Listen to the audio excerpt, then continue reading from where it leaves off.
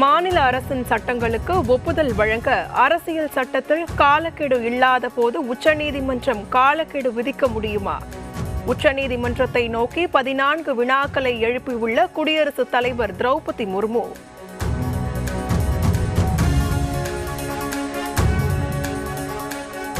இந்திய போர்ப்படை kernel Sofia Qureshi பயங்கரவாதிகளின் சகோதரி என அவதூறு கருத்து. மத்திய பிரதேச பாஜக அமைச்சருக்கு எதிராக 4 மணி நேரத்தில் வழக்கு பதிவு செய்ய வேண்டும். மாநில அரசுக்கு மத்திய பிரதேச உயர்நீதிமன்றம் அதிரடி கட்டளை.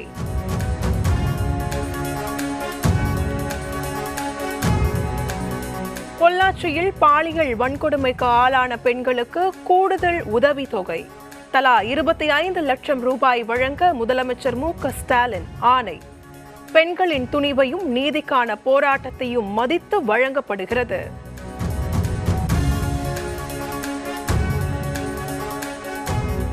அத்துமீறு என்றால் என்னவென்று தெரியாமல் கலாய்ப்பதா?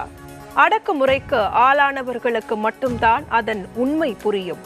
பாமக தலைவர் அன்புமணிக்கு விசிக தலைவர் திருமாவளவன் மறுபடி.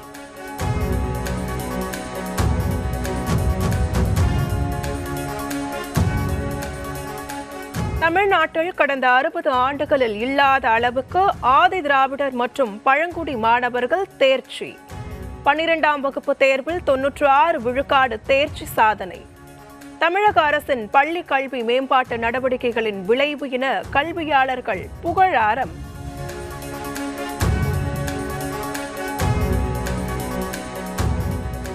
ஆளுநர் வழக்கில் உச்சநீதிமன்றம் தீர்த்து வைத்த அரசியல் அமைப்பை தகர்க்க முயற்சிப்பதா?